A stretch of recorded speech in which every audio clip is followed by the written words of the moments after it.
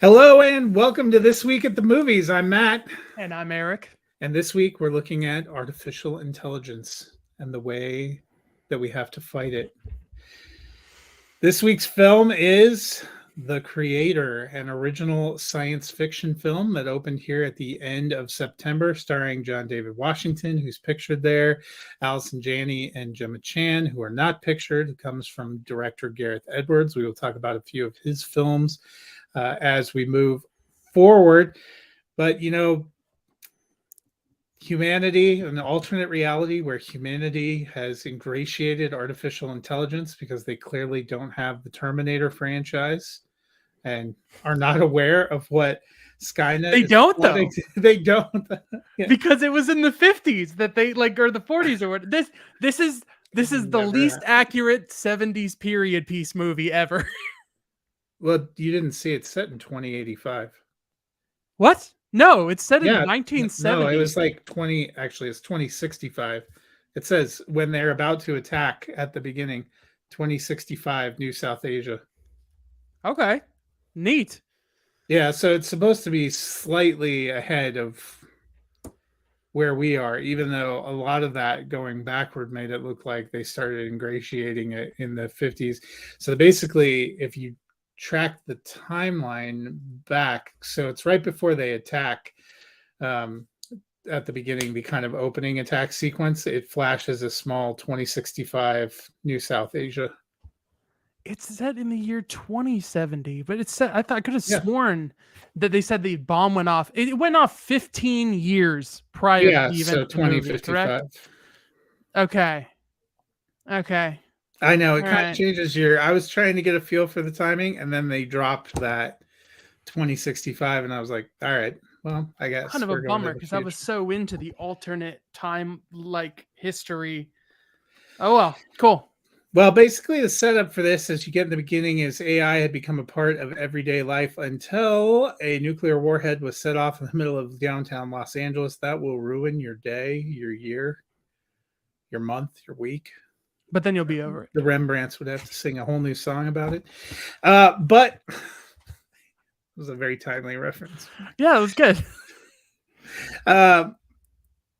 So the United States declares war on AI, but they didn't really want to specify a country, so it's just New Asia, which Yeah, is all the country Asians. of New Asia.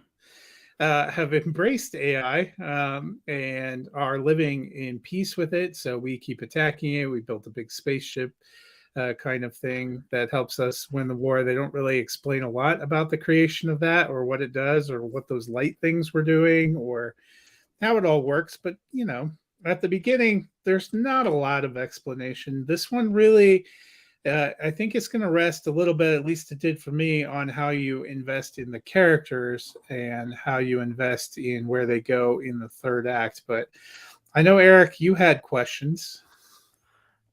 I have so many, but I think a lot of them are answered. I think this is a movie that will be favorable on rewatch. But I'm going to be honest about my opinion as it stands now and just let that be subject to change later. So do you want to go first or what do you want? Well, I can start out. I was curious about this one. I like the trailers. I generally like the cast. For me, I thought it started a little bit slow, and there isn't a heck of a lot of development for anyone that's not played by John David Washington.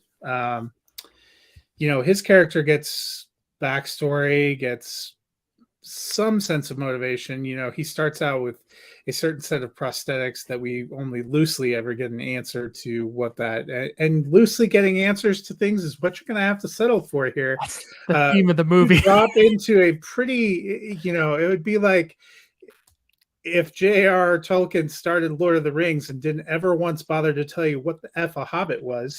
That's kind of how I felt during parts of this movie. There are things that happen, at the beginning, they flash you a few things about what this term Nirmata means. They have some different subtitles they drop in the middle to divide up sections of the film, but there's not a lot of explanation for anything or how characters got to be. Even his friend Drew, who goes from being a US covert operative who's going on raids to somehow building AI machines in Asia and has a sex robot is the best way to describe it, not to ruin your day if you're watching it. But somehow the it had a beautiful look.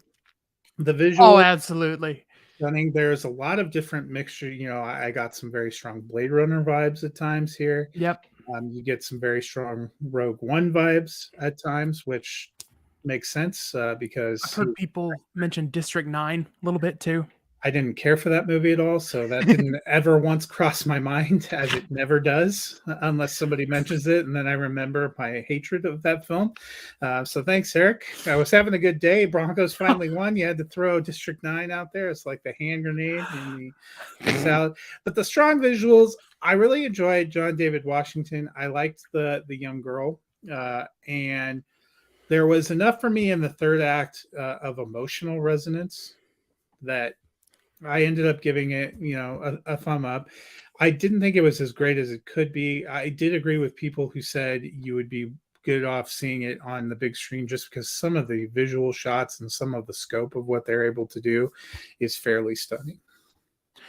Yeah. I guess my only issue is that I couldn't pick one single sequence or special individual thing. It's just the movie is altogether one of the most visually spectacular movies I've seen in years. And so there's no denying the craft and the direction that pulls some real emotion out of what right now feels to me like a script that dragged the movie down so hard I gave it a thumbs down. And I would have to walk through piece by piece a bunch of things that probably someone more, like quicker on a first viewing would be able to pick up that I wouldn't be able to pick up. But for example, Nirmata, creator, right? Is that the creator of AI? Because if so, was her father the original? I mean, that's one? what they were kind of saying is the creator of AI, and that her father kind of. He would be generations too late. Well, it depends. So you're right. That opening looks like it's the 1950s, but based on everything else, they could easily be saying that's like the 90s. The 2050s or the 90s or something like that. Yeah. 90s or the 2010s or. Well, you kind of have to accept that it had to be if that's the case. And that being said, like, what does that mean she becomes when he passes? Is it a mystical quality to that title that she becomes Nirmata? It And so seems like that title was something that was bestowed by the sentient AI. Yeah, it does, but also okay, here's the thing. Here's the thing structurally about the movie to me is it's another movie that this is something I hear a lot of people like disagree with me on, and that's fine. But I don't think all movies justify non-linear storytelling.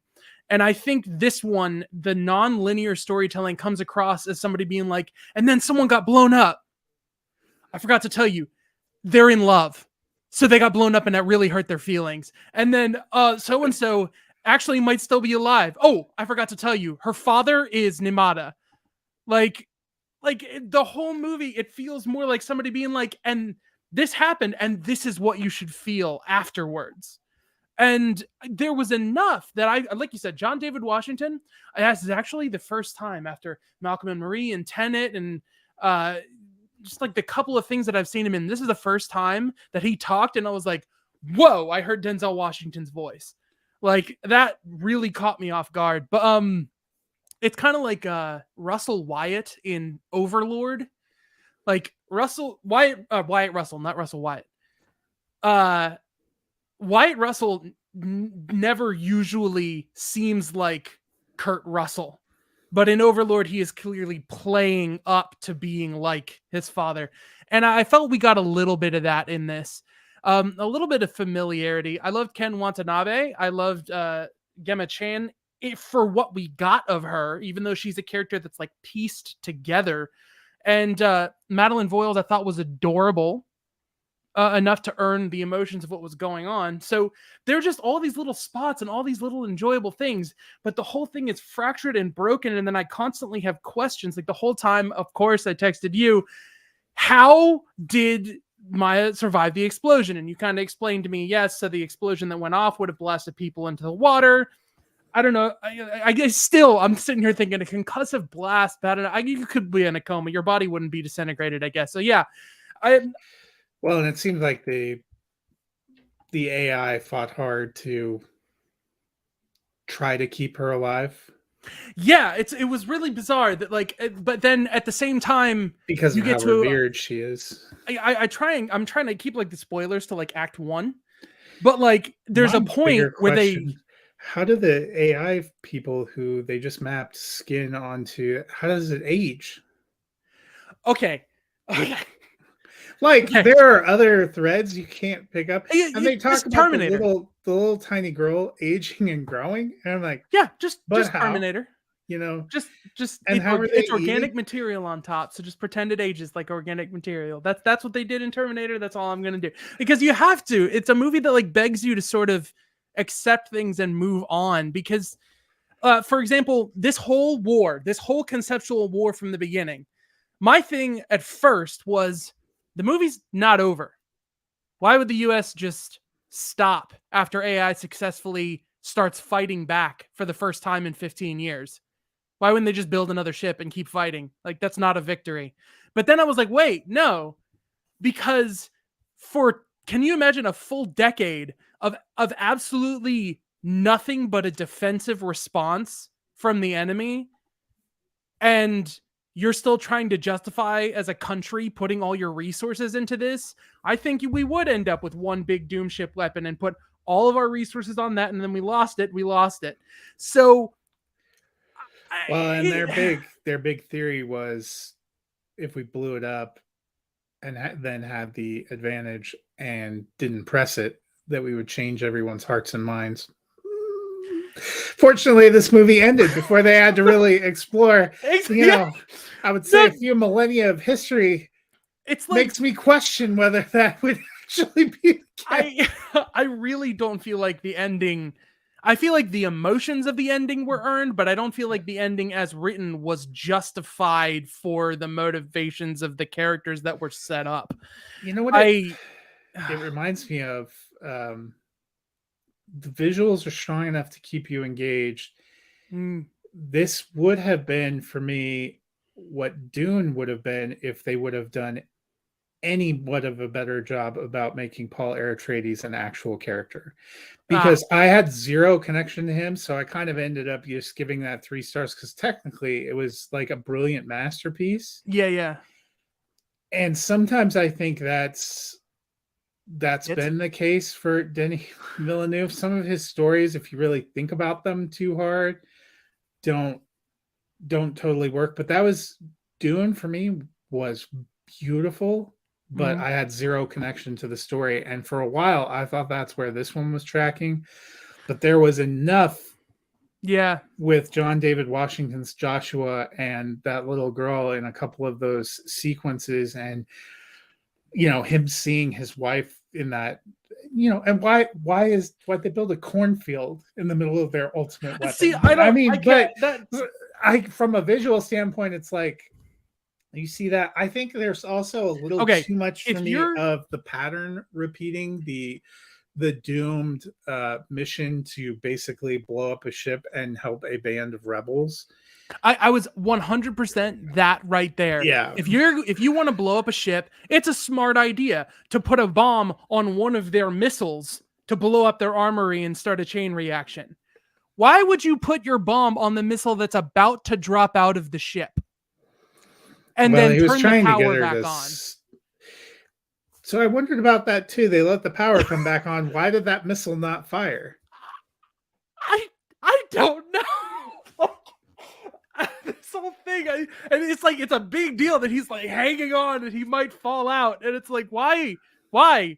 Just don't jump on them. Just go back into this backstock and pick another one. Like, I don't know if just the stakes were there, or if it was something lost in editing, or if I know we've made you more intrigued about this movie or less intrigued, but it's certainly. Well, I always generally the hard part for me about rating movies is I always end up catching things and understanding things the second time. I'm a slow person. I'm not the fastest person on the planet Earth, and I don't mind, like admitting that. And it's that's one of the things that hit me. I really love Brandon Cronenberg's Possessor, which I got in the mood to watch because of sci-fi, just watching like a gritty, grounded sci-fi. And this was the second time that I watched it leading up to this, and there was something so much more profound now that the shock value had worn off of what happens in that story. And I really grew to like that movie more watching it. And this is another one that I'm so like blasted with questions that I think watching the movie a second time, I'm going to be able to either pay attention to the answers or feel the emotions more because I'm not worried about seeing new things every 5 seconds. So I can see me changing my rating on this later, but I can't deny that the experience of this movie was just like an onslaught of reasons, like fighting my ability to engage emotionally with something that I wanted to engage emotionally with. Like wow. There's this one scene where an AI guy is like dead and they have like this little thing that can bring him back to life for like a few seconds. And it was so human and so messed up that the guy's panicking, like, I only have a few seconds of life and he wants to know these things, and they're trying to just get some information out of him, but they don't have time to explain to him that they don't have time. And that was so intense and so specific and so interesting, and it was gone like that, and I have no idea how it works. And that's usually a sign for me that I'm going to end up really liking something about that scene that clicks into something later in the movie that I just didn't pick up on the first time. I'm just going to say Dungeons and Dragons did it better. Yeah, well, they had clear rules. They had this clear line between like what a zombie is versus what people are. And here this movie sort of demands that you just embrace and accept that AI, there's no question of its value as life just as much as human life. And they even make a parallel of the Neanderthal to our species and how, we obliterated them and that's why we survived. And so there's that same question humans always have is like, if AI hits a singularity, is it going to just be the next step in evolution and we're going to disappear?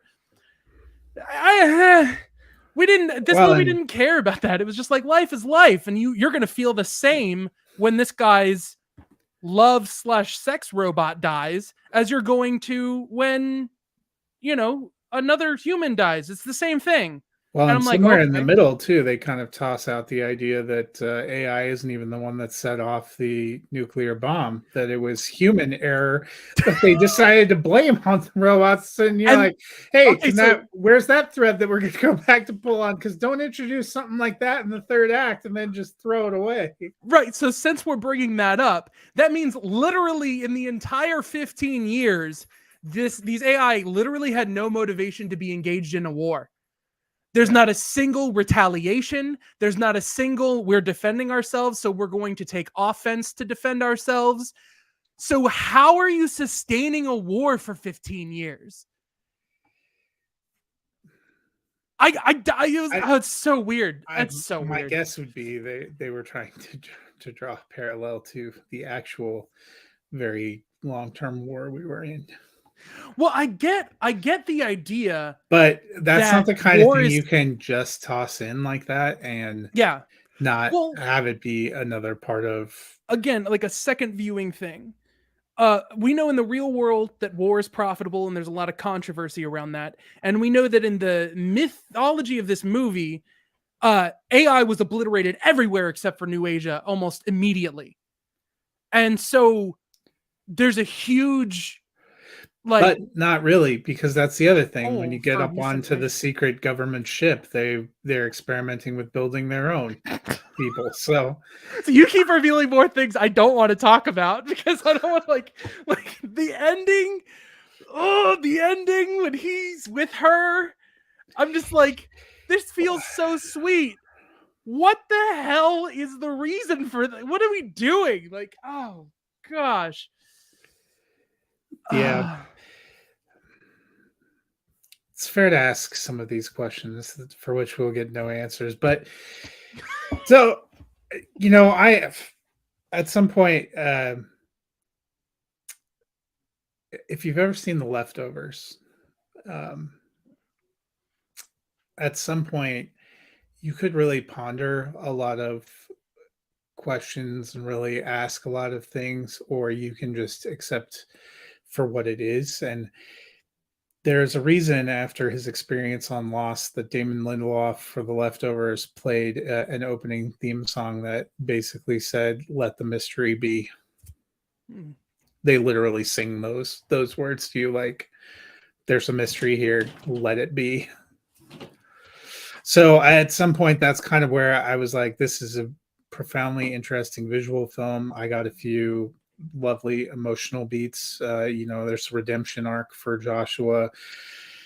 There's sort of a touching moment where he makes out with a robot because it's now carrying the It's doing what thoughts it's of his doing. wife, which I honestly, for a while, I thought he was going to plug that into the little girl, and that was what was going to help her achieve, because they kept saying she hadn't achieved all she was meant to be, and that's what she needed to be able to be successful. And I thought, he's going to put. Oh, but just the But implications that a human being's soul can be quantified in a memory stick. Like, well, there's a whole bunch of different weird things here, because when you're talking about the nature of the soul and it being able to be created, would think that you'd put it on a certain view, worldview. But then they kept coming back to the Judeo-Christian concept of heaven, which would make you think they were on a different conceptual worldview. So again, at some point in time, you either let gotta let the the mystery be. contradictions flow. It reminds me almost of latter seasons of Westworld, where you were like, I am sure that they have a very strong feeling for the theology or the government world statement that they're trying to make, but boy, does it not come through. And I You ask either am too much, interested Westworld. in these characters or I'm not. And at some point, I'm just not.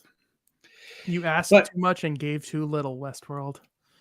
what kind of led to this collaboration is, Gareth Edwards, I mentioned, was the director of Rogue One. He co-wrote the screenplay with Chris Weitz. They were the screenwriting team that gave us Rogue One, a Star Wars story, which was released back in 2016, which I would say, if you didn't have the words "a Star Wars story" and you didn't have the last 5 minutes, which directly connects to A New Hope, it almost feels like its own original sci-fi concept in a lot of ways, because it's sort of wholly disconnected from a lot of the things that we had thought about in both the prequels and the original Star Wars series. I mean, there are people that have gripes about the amount of fan service, but I generally agree. I love that you use the poster you use that shows Forrest Whitaker with his hair, because infamously, this movie was gutted from what it was only a few months before it was in theaters, where the trailer shows like confrontations and set pieces and things that are not in the final movie. And I had the same sort of problem that I had with Godzilla 2014, Rogue One, and now The Creator, which is, you keep directing these actors very well to make me care about them emotionally, and then the emotional things that happen to them don't feel like they're given enough space to breathe, or that they make sense, or there are few deaths in the entirety of Star Wars canon that I cared less about than Mads Mikkelsen's Jyn Erso's father. I couldn't feel anything. And he wasn't really a fully developed character. I think the ones Yeah. that you care about is basically what I'm going to call the Suicide Squad, or Cash when Andor, Bodhi. when they're sending a squadron of fighters and they're like, we're going to send the blue squad, and I was like, oh, I didn't know they had a blue. Oh right. It's like, we've got the gray, we've got the gold squadron, we've got the green, the Green Squadron. Let's send the Blue Squadron. I was like, they've never had a blue. Oh, right. Yeah. Yeah. Yeah, and I like that. There's something. So this the Rogue One was early on when they started using the LCD screens as rear projection technology, and they were using it so creatively to like integrate footage from the original Star Wars to let like Red Squadron and like different things live in the same world. And man, Gareth Edwards knows how to create a world on screen, and he knows how to explore it. I just don't think he knows how to make you feel everything he wants you to feel. But I think even when you look, so we just named two major franchises he's been a part of, and yet it's incredibly clear that his entries in those franchises are completely detached from everything else. Yeah. Rogue One was meant to be the first kind of outlier. They never really went back to that. I would say, I would contend that Solo is almost a lot more connected because you have a major character, and that's what kills some of the stakes. You're like, I wonder if Han Solo and this Lando Calrissian are in danger. No, Oh, you never this thing's wonder called that. the Kessel Run. I wonder what happens. Yeah. Oh, they're going to do some kind of a Kessel Run. I wonder if they can get that done in 12 parsecs. But Rogue One does, for the most part, feel completely detached. It answers the question of how did they get the plans for the Yeah. Death Star, but that wasn't really a question that ever mattered that much to your enjoyment of watching the original Star Wars films. Mm. And you mentioned his Godzilla. That was the first of it's still considered part of the modern launch of the Monsterverse. Really none of the same characters, completely detached, whereas Godzilla, Gods, Monsters, Kong, Skull Island, Godzilla versus Kong, they all have common characters and threads and things that are hooked together. That first one just kind of hangs out there. It was an awkward time of, having just seen Elizabeth Olsen and Aaron Taylor Johnson playing brother and sister, brother and now sister. seeing them as husband and wife, and you're like, not ready for this turn. Again, I can't feel anything. Yeah. I can feel Bryan Cranston, but I mean, like, how much of that is Bryan Cranston? Like, and oh man, he made Godzilla. There are two fascinating films that are part of major franchises that feel kind of totally disconnected, but have some fascinating visuals. And I wonder if that's just where we're going to be. Like, the creator, fortunately, isn't trying to attach to anything else, but in some ways, you probably are more able to look past those disconnects of world building in Rogue One and in Godzilla, because you have we know those worlds have already been built by someone else, where you get to the creator and nobody else built your world. So you don't have to worry about connecting back to anything, except for nobody really understands when you drop us right in the middle. Yeah, I really want to see his first film, Monsters, because it's humans on Earth with a supernatural element. It's the most grounded it could be, but it's also, I believe, a found footage entry. So again, the emotional and dramatic stakes of like a theatrical production aren't going to necessarily be there. But like, I'm so curious about him getting to continue to do these disconnected projects. Like, I kind of don't want him to like make The Creator 2. I want him to make a new thing. Oh, I don't want to see another. No offense. I enjoyed The Creator for what it is. Not every movie needs to be a franchise. This one ended. But I don't even know what you. I mean, did it? But still, it's over. Yeah.